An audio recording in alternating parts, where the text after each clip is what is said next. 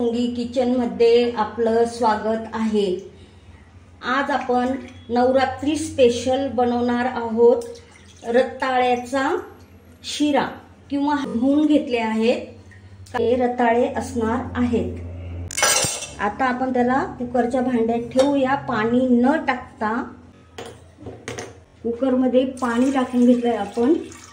मात्र कुकरच्या भांड्यात पाणी टाकायचं नाही, नाहीतर त्याची चव बदलते। कुकर ओपन करून उघडून घेतोय। काढून घेतलेलं आहे, गार घातलेलं कुकर।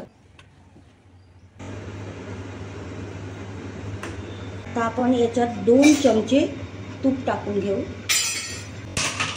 आता आपण स्मॅश केलेलं रताळ्याचा हा गट आणि सोंगी भाजून घेऊ।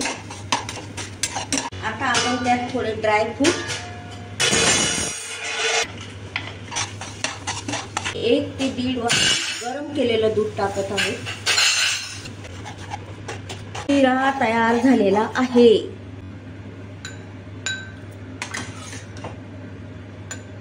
लुसलुशीत असा रताळ्याचा शिरा तयार झालेला आहे।